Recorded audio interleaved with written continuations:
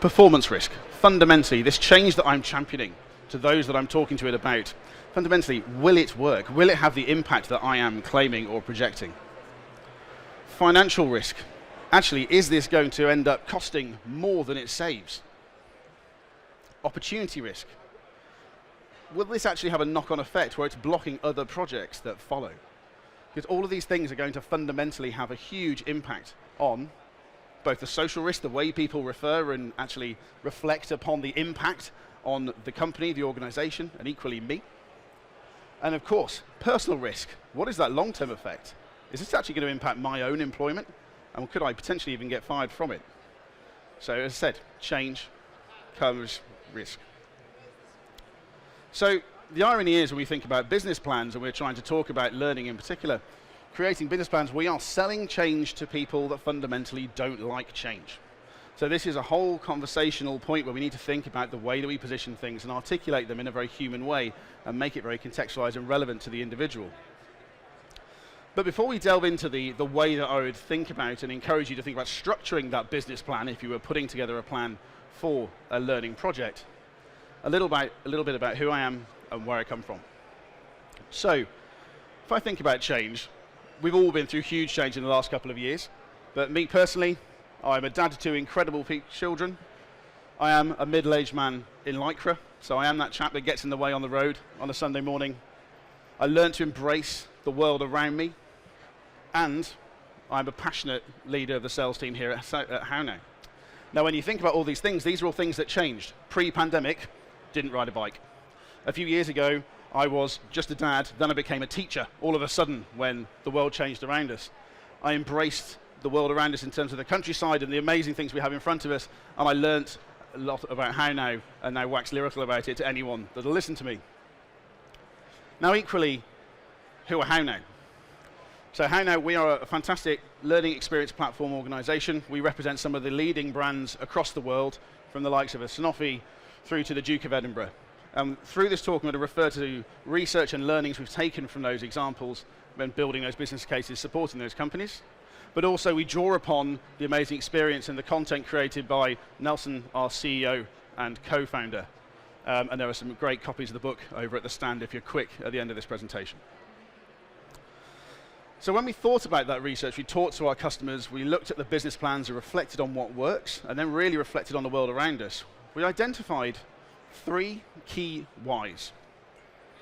And I'm going to talk to you about those 3 whys and how you would use those to structure a business plan to unlock that budget in the world we're in today. So the first one, and fundamentally the most important, why now? Now, the first thing we need to do, ironically, if we're selling change to someone that doesn't like change, is actually prove that there is something fundamentally that we cannot ignore, that change is afoot. So, as I mentioned, as a dad, I had to become a teacher. I had no choice in the matter through the pandemic. We had to embrace that change. Equally, there was change in the way that we conducted business meetings. That was not a choice. It was something we had to adopt and embrace to be able to deliver continuity through the pandemic. So the first thing we have to do is identify what is that meaningful, indisputable metric that we can take to our leaders. A perfect example of that would be something indisputable like the example we'll run with through this presentation, that employee turnover has increased over the last 6 months. So once we've identified that, we then need to be able to show what's causing that change. So for example, are our people telling us that actually it's a lack of career growth and opportunities and challenging work that is fundamentally causing us to go away and think and consider whether this is the place for us? We have to identify that indisputable reason that is driving that change. And then, of course, we have to back it up with data. It's all good and well to be looking at hypotheses, but in this particular world, particularly with the economic downturn, we have to be able to prove and validate that what we're saying is actually happening on a daily basis.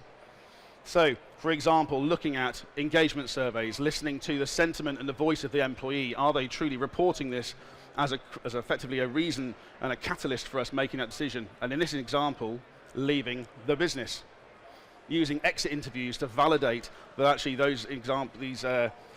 these experiences are causing people to go ahead and leave the company. And then we have to talk about and demonstrate its potential threat or opportunity to the organization. It's all good and well to be talking about the principles of change and the impact of these catalysts and drivers that we're talking about here, but fundamentally we need to be able to lock it down to what's going to happen. So in this particular scenario, if you don't have the talent skills to assign to the company priorities that matter most, fundamentally people will go on and leave the business, and it will directly impact business performance. So fundamentally, let me just get a quick drink of water here. We are effectively creating the indisputable why now. Why does this have to happen? These are the fundamentals and the foundation of that argument. Now, of course, the second piece is, one is assuming you've gone through a lovely journey of engaging with vendors, you've seen some incredible technologies and inspiration, and on the back of this, you've identified that solution that you're championing to your business that is going to have that incredible impact. So, how are we actually then going to bring this to life, and how are we going to avoid the threat or make the most of the opportunity that this technology or opportunity could bring? But first of all, before we delve into that, I want to give you some reassurance. You're not alone. As organizations, as people looking to drive change in learning yourselves, we've done some research in our customer base, and actually we identified that 85% of learning professionals, generally across the market, are embracing learning management systems. But actually, a third of those learning professionals say that those LMSs are not delivering. They are lacking in capability. And 25% of those learning professionals are actively looking to change their learning management system at any one time. So change and evolution is happening, and we need to be able to support that, and rest assured, lots of people like you are thinking about it. So first things first, we need to actually go forward and state the obstacle that is stopping us. So, for example, we talked about people leaving the business. We don't have the tools to support skill building for those employees. And when we do invest, the capabilities we have today actually drive little engagement. That is an indisputable obstacle that we have to find a way of addressing. So, of course, then how are we going to overcome that obstacle? We need to remember that in times when people are time poor and highly pressured, these need to be articulated in really meaningful, simple ways. So how are we going to overcome that obstacle? We have to respect, first and foremost, that the learner expectation has fundamentally changed. The way we used to learn, the expectation to go into a classroom, sit there, consume information, and it will be regurgitated has changed. It needs to be interactive. It needs to be meaningful and bite-sized. But fundamentally, we then need to identify, if you take the example with HowNow as our learning experience platform, how is this going to help us connect the relevant learning to the relevant person and drive engagement? And we're going to do that through the flow of work. Learners now expect to consume information in small bite-sized chunks. They don't expect to go off and log into a platform to find it. They expect it to come to you when they need it. The right person, the right content, and specifically at the right time, where they're working at that point in time. If you spend your time in teams interacting, we need to be able to facilitate the ability to lock that amazing exchange of information as a learning moment and share that with our peers. So how are we facilitating that?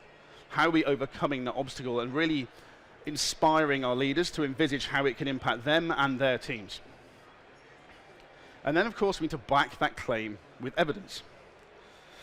So, how would we do that? It's all good and well to have the lovely sales materials and so on that we would put forward and try and convince you that this is the platform that's going to have that massive impact. And absolutely, we have incredible case studies from your peers and colleagues across the learning space. But embrace platforms, trial them, start to experience and actually validate and test those use cases, and actually then provide that as evidence to support that business case as you go forward and deliver it. So if you think of it, it's a little bit like telling a story. We've talked about why now, the importance of acting now because of the huge cost that's being carried and the risk that's carried with it if we don't embrace change. But fundamentally, when we find our recommendation, we need to also validate that it's going to have and deliver upon those goals that we expect it to. And then we have a really, really powerful point, and this is something that Nelson's talked about a lot in presentations, and I personally absolutely love it, having never heard it before. Show the risk of inaction is greater than the risk of action. Fundamentally, return on investment, having spent 20 years in HR technology, has been the hardest thing to prove in terms of concrete evidence that we are going to project forward and say, oh, if we do this and this, loaded assumptions, we might be able to generate a return on investment.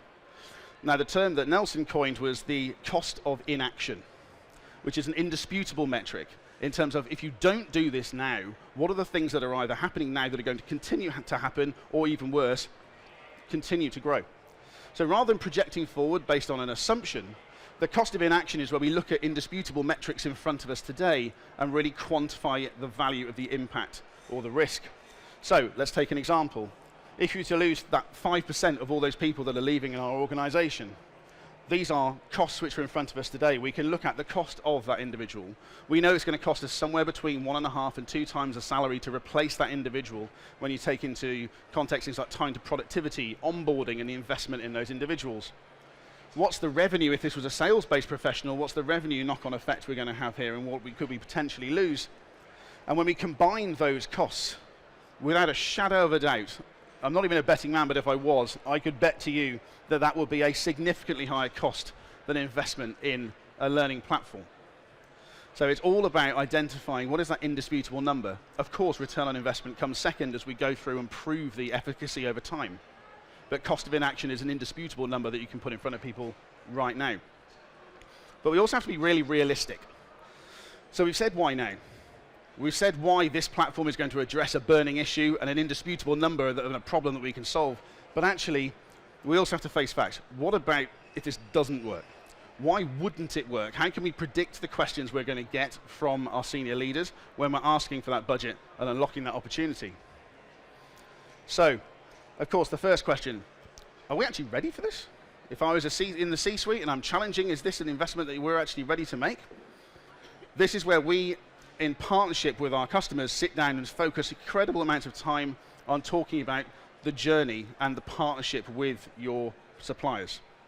So talking around customer success, mapping out that journey, giving people reassurance and evidence that this is not a transaction, it is a partnership to deliver over time. Priority issue and inertia. This is probably the biggest and most powerful one in this particular section. So as somebody who's worked in HR tech sales, we hear this a lot. What we have now, it's not great, but it works. This is where we have to come back to cost of inaction. With the best will in the world, we can talk about big, lofty metrics, but if we come back to that key point of the cost of inaction that we have today, and if we don't act, how will that continue with inertia to build and build and build? That can create an incredibly compelling commercial impact and statement that we can use and continue to anchor on, and of course, expect to be held accountable to as we then go and deliver the project subsequently. Oh, hello. Fear of time to value. Do we have the bandwidth to implement this properly? Again, this is around that partnership component. I would implore all of you sitting on the technology side of these kind of relationships, it should be a partnership. This is where you lean upon customer examples, we look at efficacy of the delivery of similar projects, and we start to then help people understand and plan in advance of the resources you might need to be successful and build that case that this is a joint partnership and a mutual interest in project success. And fear of engagement. This is where statistics and impact really come to the forefront. We touched earlier upon the fact that we have to respect that the learner expectation has changed and how we need to evolve that way that we consume learning. We then want to help support our customers when putting those business cases forward. I'll give you an example. We've proven through the way that we personally within HowNow deliver learning through the flow of work, we have actually managed to take the industry average of 20% learner engagement to the dizzy heights of 80% learner engagement. So 4 times the learner engagement. So if you think about the opportunity to then drive efficacy and outcomes is far higher when you have a highly engaged, highly motivated learner population. And then lastly, ROI. Cost of inaction is that great metric to help you cement the initial impact that we want to achieve and the initial risk that we carry. But actually, return on investment is that ongoing return that we want to help you measure. And of course, that's using the insights from the tool to be able to identify where those opportunities and impacts have occurred and how we can continue to develop them. That could be metrics like reducing onboarding time. It could be metrics around learner engagement or skills growth being that huge currency that everyone is now measuring in terms of the impact of investment in learning technologies. So when you think about that, we wanted to kind of step away from talking about really formal, big business plans and talk about 3 really pragmatic steps to help you build a compelling business case. As we said, why now?